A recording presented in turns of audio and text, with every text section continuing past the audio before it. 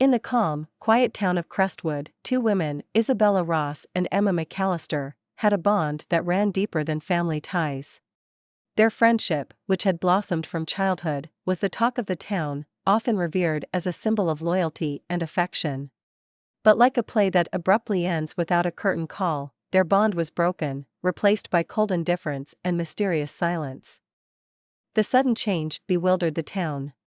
From sharing laughter at the local café to avoiding each other on the streets, Isabella and Emma's falling out was as perplexing as it was abrupt.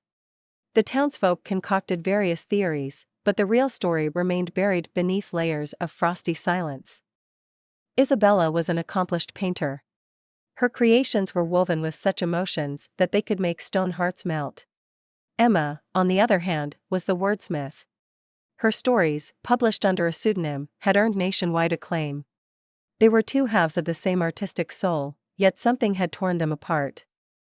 One day, a stranger named Richard Thornton arrived in Crestwood, seeking a quaint, peaceful place to finish his novel. He found the silence of the town charming and the mysterious rift between Isabella and Emma intriguing. Thus, he began piecing together the fragments of their fractured friendship. Isabella was the first to open up, albeit hesitantly. One stormy night, over a cup of hot chocolate at Richard's cabin, she revealed her part of the story. She believed that Emma was jealous of her success. Emma had been struggling with her latest book, while Isabella's art was gaining unprecedented popularity. Isabella felt Emma had grown distant and resentful, slowly poisoning their bond. When Richard approached Emma with Isabella's account, she chuckled, her eyes brimming with sadness. Emma presented an entirely different perspective.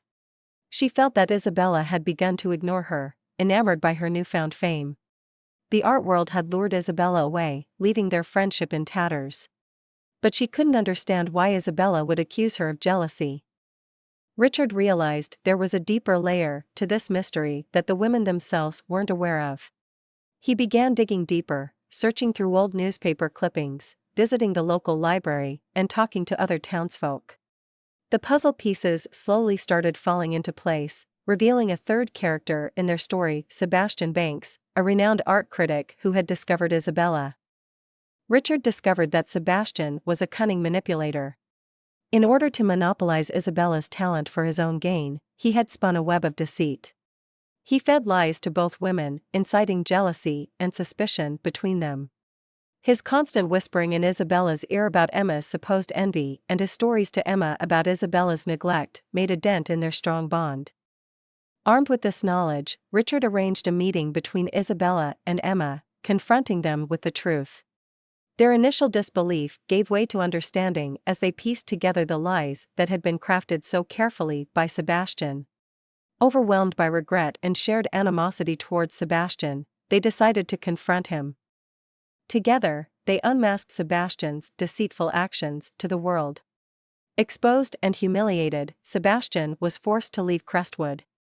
Despite the deception they had experienced, the incident only strengthened Isabella and Emma's bond. They vowed to never let anyone come between them again. The tale of their reconciliation spread throughout Crestwood, reinstating the faith and friendship that was lost. Richard, the catalyst to their reunion, finally found inspiration for his novel, a tale of deep-rooted friendship, deceit, and redemption. Their story served as a powerful reminder that even the strongest relationships can be tested by misunderstandings and manipulation. But it also demonstrated the power of truth and genuine friendship to overcome even the deepest of rifts.